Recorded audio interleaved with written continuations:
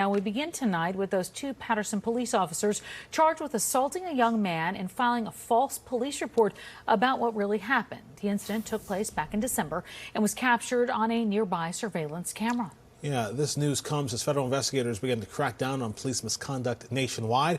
Big 7's Jay Dow joins us live from Patterson with more on the federal charges here. Jay. Well, Corey, if you recall, we filed several stories on these officers and this incident back in February. 29-year-old Kevin Patino, 28-year-old Kendry Teneo, two Patterson police officers this evening, both facing federal civil rights and obstruction of justice charges for allegedly beating up on a then 19-year-old man here in Patterson and then lying about it in their police report. If you recall the surveillance video that caught this incident from a warehouse across the street, it was less than 10 seconds before these officers were seen approaching Osama Saladin, and then they began punching him. And now the attorneys for this young man came out forcefully, and they said that this was a case of excessive force. And let me make a slight correction here.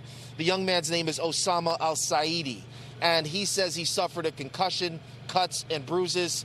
We have this evening federal civil rights charges. We spoke with the executive director of the Council on American Islamic Relations.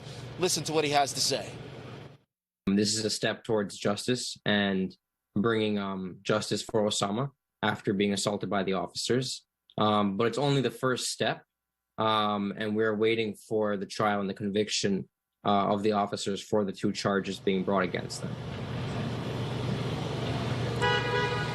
The attorneys for Osama al-Saidi released a statement that reads in part, quote, "We are also very mindful of the importance of the video in this case, as a jury does not have to decide who to believe, the victim or the officer. They can see it for themselves. As we see this happening across the country, we hope that what happened to Osama and the subsequent prosecution of these officers will contribute to the growing national dialogue on police reform." Now, Maksud, the executive director of CAIR-NJ, remarking on the takeover of the Patterson Police Department's Internal Affairs Bureau by the County Prosecutor's Office.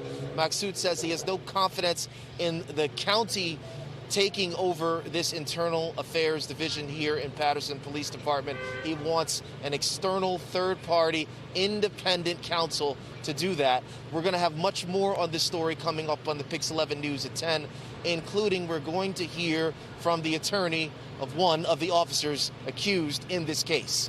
We're live in Patterson, New Jersey this evening. Jay Dow, Pix 11 News.